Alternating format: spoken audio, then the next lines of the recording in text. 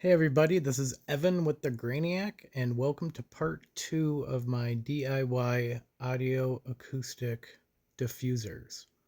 So this is from the end of last video. I finished the basic model. Now I have to build a frame to put around them. You don't have to, but I just think it makes them look better. So here I am using my sander to even up the sides. I went over the edges in a bunch of spots knowing I could just go back and sand it. So I did it using this sander, and then I also used a belt sander.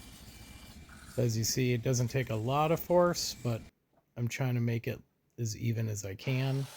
Now I'm selecting my wood and cutting it out for the frames, making sure it's long enough, planing it out. This is red oak.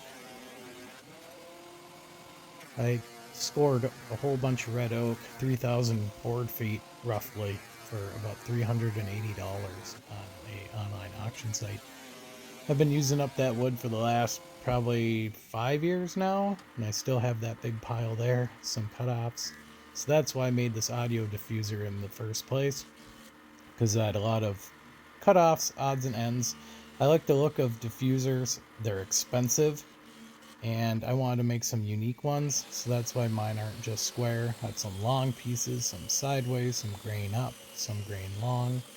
I just think it adds a little bit more variety than what you normally see. So here I'm pulling through, because I don't have a roller. I figured I'm just making 3 cuts, so I can just cheat a little bit using the table saw. But they're 2¼ inches, I believe. And then I measured out how much frame I need on all 3 pieces. So I figured out this is what I needed. I already cut the 45-degree angles to go around the edges using some Varathane special walnut.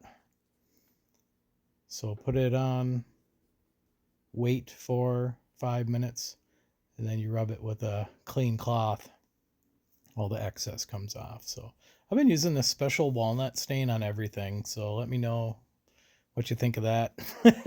If I should leave it natural or not. I know I was debating staining the whole piece, but I'm happy I kind of left it natural and I only stained the outer frame. So I sanded a little bit too heavy on the back end of this, so you can see it kind of goes down a little bit towards the back. So I just lifted it up a little bit as I nailed it in to make them square. And I must say I did pretty darn good for my first time ever doing this kind of thing. I had a few missed measurements, but actually they're a little long, so I had to cut them down shorter. It's always better to go long than short. You can always take some off. Never as easy to add some on. So just gluing it up, rubbing my finger on both sides, holding it in place for a few, nail it on, tap, tap. And you can see all the work that went into these audio diffusers. And at the end of this video, I am going to play a before and after with them set up in the room.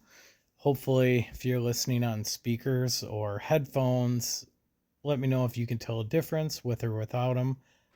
Sitting in the room right now recording this, I think it sounds better. I think I can tell a difference. I moved around my other panels and I kind of lifted up the panels higher and back of me. And I definitely think there's an improvement while using these. Plus, they look good. So here's the final piece on the top there. Sets right on. Back up and get a good view for you here. See, I like the different shapes in there. It takes a lot longer to put it together than just setting up square 2x2s or 1x1s. I mean, this actually I had to run in and out of the garage and cut little pieces if I needed. And I tried to make as little empty space all the way back to the board as I could. This is my cleat that I'm putting on the wall on the back of the diffuser. I do have a video. I'll try to find the link of how to make cleats or where else I've used them to do a hanging nightstand. They work really well.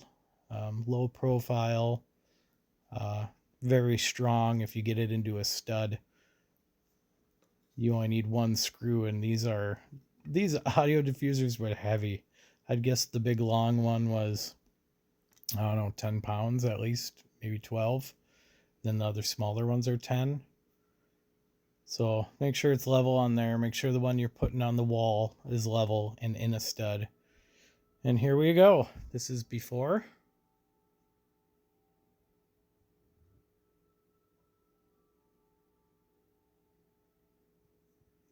Gonna try to not talk too much so you can actually listen to it.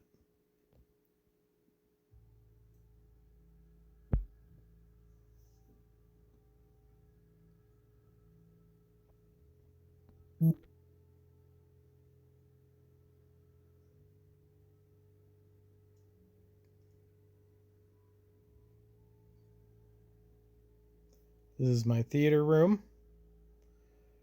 This is the old setup before the diffusers. Now I'm going to do after with diffusers set up. You let me know what you think.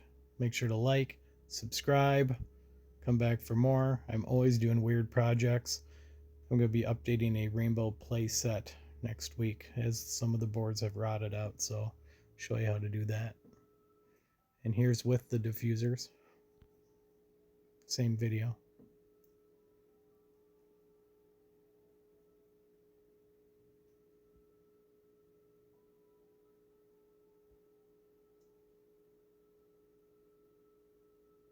There they are.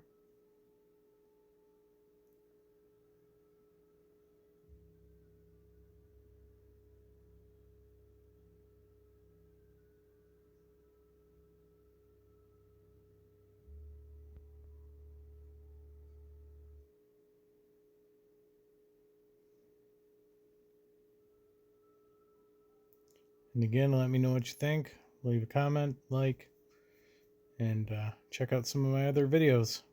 Beer making, meat making, sausage making, and now audio.